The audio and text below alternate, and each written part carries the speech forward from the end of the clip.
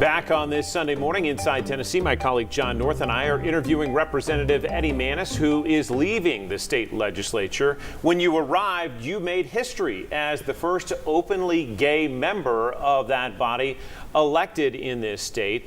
You never made that an issue of your campaign. Eddie, did people in the legislature, your colleagues, make it an issue?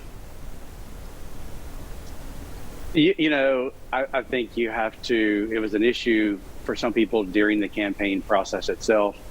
And I was told early on when I got to Nashville that there were people there that would not like me, did not like me, would not socialize with me, and would not be seen with me. And look, that doesn't bother me. I guess I could say it doesn't bother me. I'm pretty much, that's not the first time I've heard that. So but people come from all walks of life. And so I didn't expect them to be my best friends. I went there to try to do the best I could for District 18 and not focus on sexuality.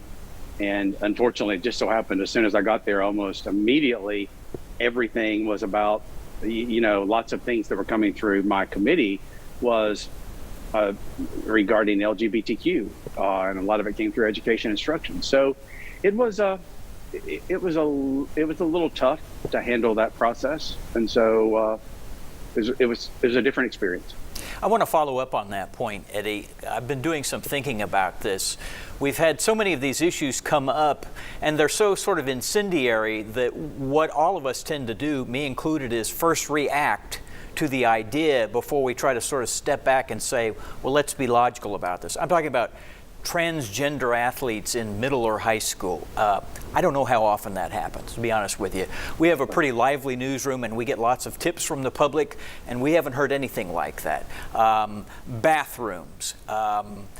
You could go on and on. Bad books in the library, et cetera, et cetera. It's all these kind of cultural issues, and I finally have come to the conclusion that maybe it's just a really strategic way to wave a red flag and get everybody's attention on an issue that makes you look good. But I'm curious about your take on that.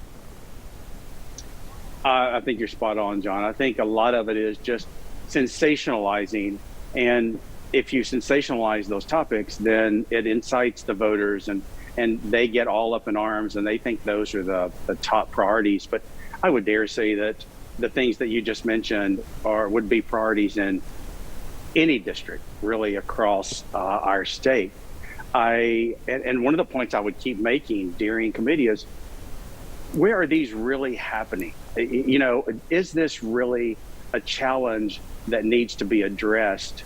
And we spend a lot of time on it, because any piece of legislation, when it comes through, it has to go through 3, 4, 5 different committees before it even gets to the House. And so we spend the same amount of time on every piece of legislation, pretty much.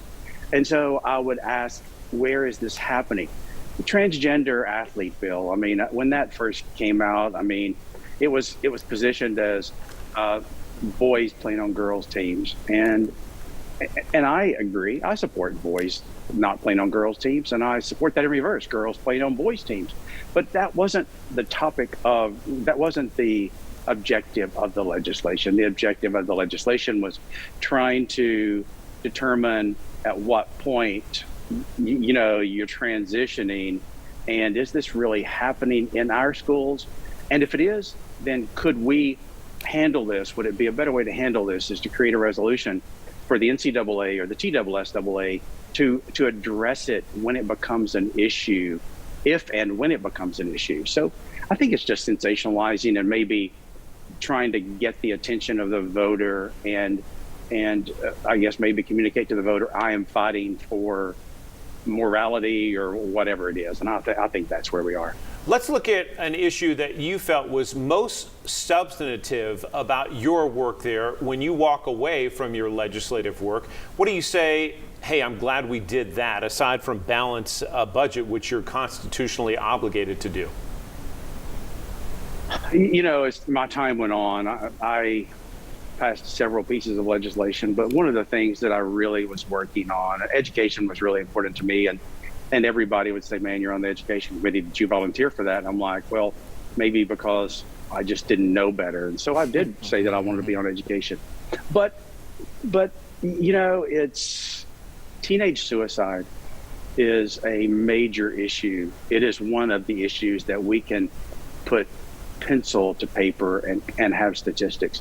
And I visited several times within the past 2 years with the folks at Children's Hospital and Matt at Children's and sat down and talked with them about the numbers, the alarming numbers that are coming into the ER and things like that. And so that was one of the focuses that I put together.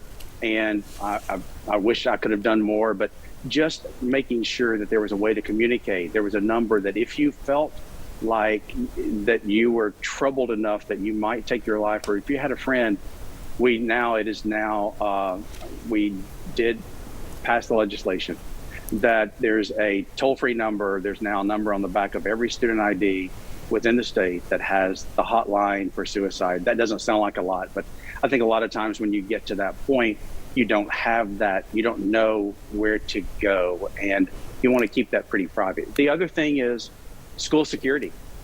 I think as a state, we must address school security. It is, it's those situations are happening all across the country, and God forbid that it really happens in a major way here in this state. But it's one of the things that I finished the 112th General Assembly with is we were not able to pass legislation, but Senator Massey and I were able to start a study on school security, and we can do school security better than what we were doing. If you look around at Bridgestone, at Nissan Stadium, even at a football game, technology exists, and we have to do a better job with school security. So those are two major focuses that I really tried to work on especially during my last year. Eddie Mannis, we'll have more of our conversation. We've got to take another quick break. We'll be back right here on Inside Tennessee.